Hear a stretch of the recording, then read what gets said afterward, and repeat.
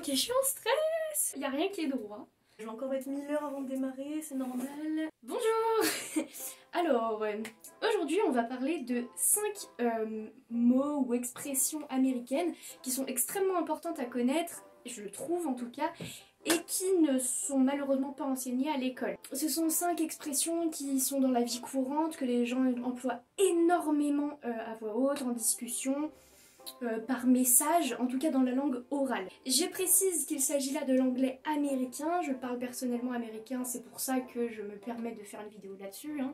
Je vous dis pas n'importe quoi, mais ça n'engage que l'anglais américain. Alors potentiellement le canadien, parce que comme c'est assez proche des États-Unis, c'est vrai qu'ils ont des similitudes au niveau de la langue, mais au cas où, je précise que c'est vraiment de l'anglais américain dont je parle. Oh mon dieu, je suis obligée de plier les jambes parce que le cadre est pas très bon.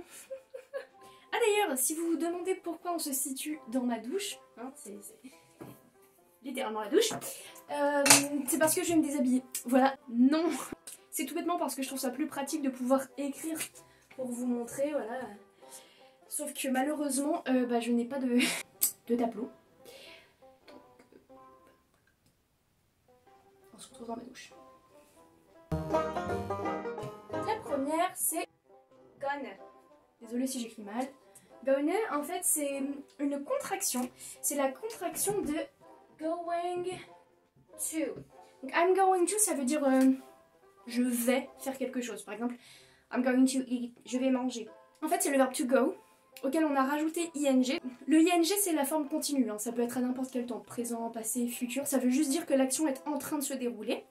Donc on a rajouté ing à go, et ça donne le fait que l'action est en train de se passer. À la base, on avait going to, mais les Américains trouvaient ça trop long. Du coup, en fait, à la bouche, souvent, ils le... Comment on dit? Vous voyez, par exemple, en français, au lieu de dire je ne sais pas, on bouffe le ne, et le je devient ch, et ça devient je sais pas. Et ben en anglais, le son to devient souvent un a. To a.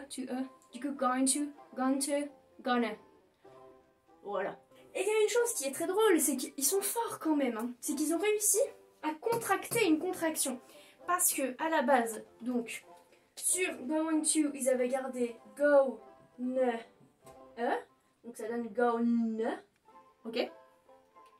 Et qu'est-ce qu'ils ont fait? Ils trouvaient ça encore trop long. En général, on dit I'm going to. Du coup, ils ont gardé I'm, et ça a donné I'm. Donc, au lieu de dire I'm going to, vous aurez beaucoup d'Américains qui diront I'm gonna ou I'm. La deuxième expression qu'on va voir, c'est encore une fois un truc qui ressemble. On a vu gonna et là on va voir gotta. Gotta. G-O-D-T-A. C'est la contraction de I have got to. Soit je dois, je suis obligée de. Mais I have got to, c'est trop long, évidemment. Du coup, qu'est-ce qu'on fait quand c'est trop long? Eh ben on coupe, comme c'était trop long. Ils ont gardé le I parce que c'est le sujet, c'est important. Ils ont coupé le have, donc l'auxiliaire si vous voulez, et ils ont gardé juste got to. Mais got to c'est trop long donc on n'en fait qu'un mot. Et ça donne I gotta. Ça signifie je dois, je suis obligée de. On part encore une fois sur la même façon de faire. C'est un verbe encore une fois qui avait encore la particule to et qui était considéré trop long à l'oral. Du coup on a contracté. C'est I wanna qui est la contraction de roulement de tambour. I want to. Donc évidemment ça veut dire je veux, hein. C'est tout bête là. C'est la contraction la plus simple du monde, mais c'est aussi une de celles qui est les plus utilisées, hein. Il y a une chanson comme ça. I tell you what you want, what you really really want. You tell me what you want, what you really really want. I really really want a zigga zigga ha. Celui-là encore, c'est une double contraction. C'est-à-dire que c'était are not à la base. Oh désolé, mon écriture c'est de pire en pire. Bon bref. Avec un sujet ici, hein, on s'en fiche de ce que c'est. Par exemple, we are not, nous ne sommes pas. Sauf que c'était trop long. Et qu'est-ce qu'on fait quand c'est trop long? On coupe. Donc à la base, ils avaient contracté are not en prenant R-N-T. Ouais, c'est pas beaucoup contracté, hein, qu'on soit d'accord, mais...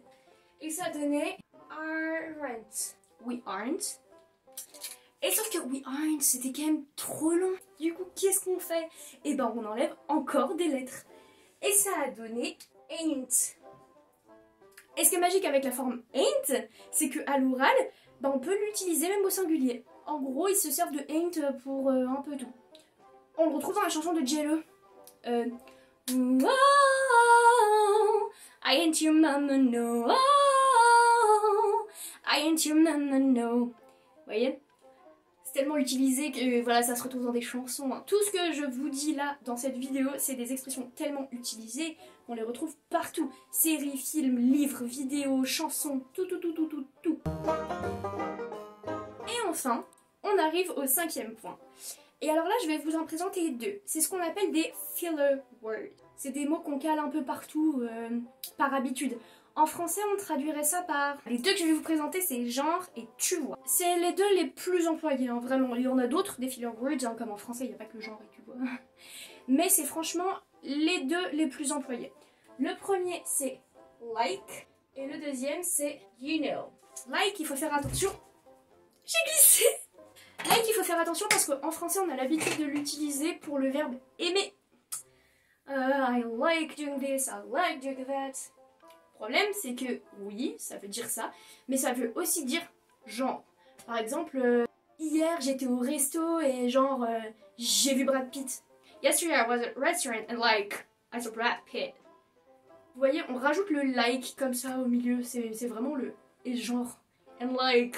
Et le deuxième filler word, c'est you know, c'est tu sais, tu vois. Et souvent, ce qui est drôle, c'est qu'on associe like et you know. Genre, tu vois, je parlais à Mathieu et genre, il était méchant, tu vois. I was talking to Matthew and like, he was mean, you know. I was doing that and like, that happened, you know. Voilà, c'est ce genre de forme de phrase.